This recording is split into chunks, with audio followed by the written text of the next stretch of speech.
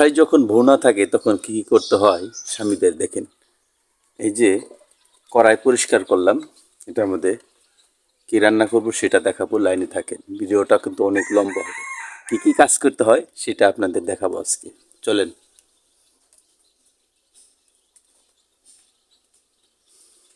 জান যে এখন টিউবওয়েল আসছে এটা পরিষ্কার করার জন্য।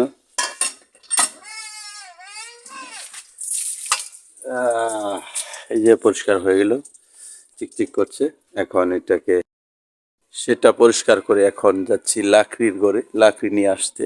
এই যে অন্ধকার কুটকুটে, এই দেখতে পাচ্ছেন, এই যে লাকড়ি, এই লাকড়ি নিয়ে যাব এখন চুলোয় আগুন ধরাতে, রান্না করার জন্য। কত কষ্ট করতে হয় মহিলাদের দেখেন। আমরা তো বলি মুখে খালি খাবার গিলিয়ে গিলিয়ে খাই, কিন্তু মহিলারা যে কি পরিমাণ সংসারে কাজ করে না দেখলে আপনি বুঝতে পারবেন না।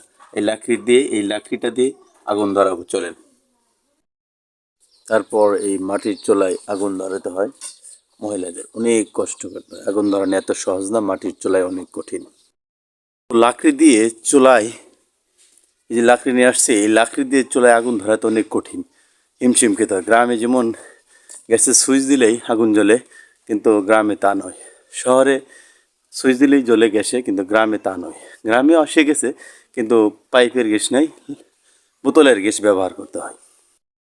আজকে রান্না করব, যে রেখে গেছে গোটা পিঠা ভাজি করব। কিভাবে ভাজি করব সেটাও দেখাবো। এই চুলায় ভাজি হবে। তারপর এই যে বেগুন দেখছেন, বেগুন সিদ্ধ করে এগুলো ভর্তা করে তারপর সেই একটা খাবার হবে, সেটাই প্রসেস করছি। ভিডিওটা অনেক লম্বা হবে, অবশ্যই সকালে দেখতে থাকুন কি করি। এখন চুলায় আগুন ধরাবো, তারপর ওগুলা ভাজা ভাজা হবে, এটাই লাইনে থাকুন। তো যে পিঠাগুলো দেখাচ্ছিলাম চাউলের পিঠা, এগুলো চাক চাক করে মানে কুচি কুচি করে পলার পর এগুলো এখন এই লড়াইয়ে তেল দিয়ে ভাজি করব, সেটাও দেখতে থাকুন। তো চুলায় আগুন ধরেছি, এখন সেগুলো ভাজি করব। তেল দিয়ে দিয়েছি, তেল